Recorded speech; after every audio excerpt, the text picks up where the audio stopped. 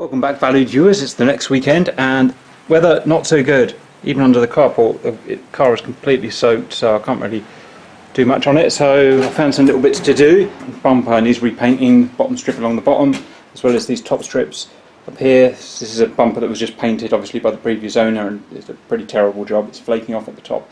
So I've already undercoated those bits there. Also, the wings are okay-ish. No, they're okay. There's no damage, which is nice. There's no filler, which is nice. There is some rust, so I've already gone and derusted off camera and put zinc primer on it in various places. And now I'm going to go around on the on the other side as well. And I'm going to go around and paint those in red now. Strangely, my red isn't quite right, even though it's definitely classic red. So I'll just have to kind of blend it in. It should look okay. That's that. I'm also going to be working on the intake today because I can sort of do that in the rain for the engine. That's it. Ta-da! Repainted. And good to go. Next project is the door. While the wings are off, get the door done. Driver's door. This must have been a tiny bit of damage during the crash. It just clipped the paint off, and you can see all around there is rust. And on the inside, and on the trailing edge, same but a little bit smaller there. Okay, so what we're going to do is whip the paint off, whip the primer off, get rid of the rust, and see what the damage is. Okay, so that's that one. That's that one. Goes around the back as well. Got 99% of the rust off there, so that's good. Next, we're going to have to get body filler on. There's a lot of moisture in the air, so it's a race now to get body filler on, and then get it flattened. Stand by. Okay, that is filled, flattened down to about 220. If you look closely, you've got some little bumps in there, some little holes. That's okay, that can be sorted afterwards.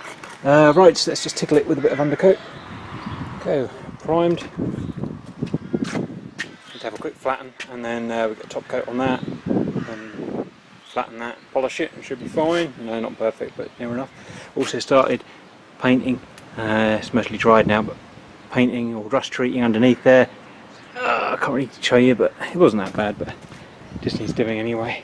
Kind of from here where we left off last time, all the way back under there, all the way down there, including the various pipes, metal pipes in the engine bay, which are starting to rust. They're 22 years old or something. That's that. Next, when that's dried, we're going to top coat underneath the arches, and top coat on the door. Now, as you can see, the colour doesn't match. I haven't done anything yet. I've just literally sprayed it on. It's still drying. Colour doesn't match. But the idea is that it probably is the right colour. The rest of the car, probably because it's not lacquered, is faded. So the idea is when we polish the whole car up, it should become the same colour as that there. Otherwise, I just have to, I'd have to get a paint shop to paint the whole door. But fingers crossed, that should come out the same colour in the end when it's all flattened and done. Right, let's get on with painting the arches. Welcome back. Once it's dried out, the paint's gone the right colour. Haha, so I was wrong, which is great. Finish up with a flatten and a polish, and that will look good as new. Trust me, tomorrow, if I get a chance. Otherwise, fully rust treated the arches. Every bit of rust I've got ground off and treated and just painted either side. That's it. So tomorrow, hopefully, it's going to be a bit of a dry day, and we'll start putting all the panels back on. Welcome back, valued viewers. Lovely Sunday, which is nice. Been to church, been to the mother-in-law's. Now we're cracking on. Now starting to see the problem now. It took a while, but we just about got there. So this wing, near side, has gone on okay. If you look at the panel gaps, everything's more or less within tolerance. Got a bit of a bumper problem there, but I haven't finished that yet. That's when you move over here that the problems really start. I can see why everything's happened now. So that corner of the car there is roughly about right. That corner there is about ½ an inch too far backwards. So when they welded the slam panel on, which is kind of from about here to there, they've just done the measurements wrong and just done a crappy job and have done it wrong. So the whole corner of this car here is pushed ½ an inch too back. Now it's too much to make up in, no car's perfect, and that's why you have panel gaps. So you can just trim things perfectly with the panels, but it's just out of tolerance. So even with it pushing past the light there, so too far that way, wherever my finger is, too far that way, look what's happened. where we've just started putting that new paint on, and look at the panel gap, how close it is. It started rubbing the paint off, and that's why that bit got rusty. So we're stuck now. So somehow, I can't trim the panel down because well, it's possible, it's just a massive pain in the butt. So I think take this, I can't be bothered to trim the door down, so I think take this, the same thing happened on the Nissan. The doors were about 6mm too long because they're not actually the right doors for the car, so I had to trim the bottom of the doors, if you remember. It takes ages. So we get this panel, we rub it forward just a bit, just so we've got clearance there. It doesn't have to look perfect. Repaint that, and then fudge the headlights. Now I can start seeing why the headlights are all fudged, because the standard mounts don't fit. You know, you have to fudge it forward. We fudge that thing there, drill the hole out, so it'll push further.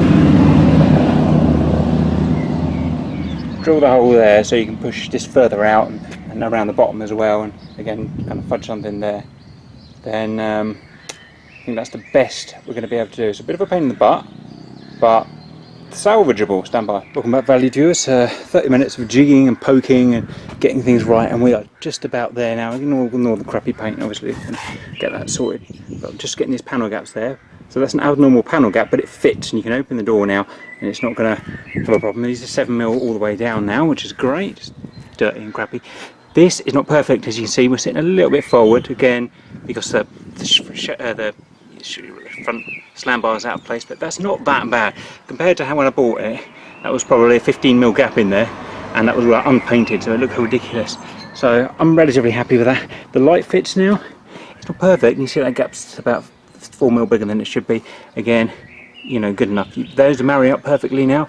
Probably the most important bit is the bonnet fits now. What I've done is I've taken, as well as this corner being too far that way, it was also too far down by about 10mm, lifted the headlight up, shimmed it up. I've also shimmed the bumper where the bumper mounts up by about 7mm, and you can see you've got about a 6mm gap there and a 6 or 5mm gap there now. So, you know, near enough as meets the eye, that bonnet now fits, which is great. 7mm gap all the way down, apart from there where I've pinched it in, and I just need to, I'll go and quickly adjust that in a minute. You can adjust these. The great thing about steel is it just bends, so you can just adjust each bolt and bend it out and bend it in and bend it out and bend it in. That's how you fit a thingy. That light there, again, it's not new car good, but it's not that bad. This panel gap is really good actually.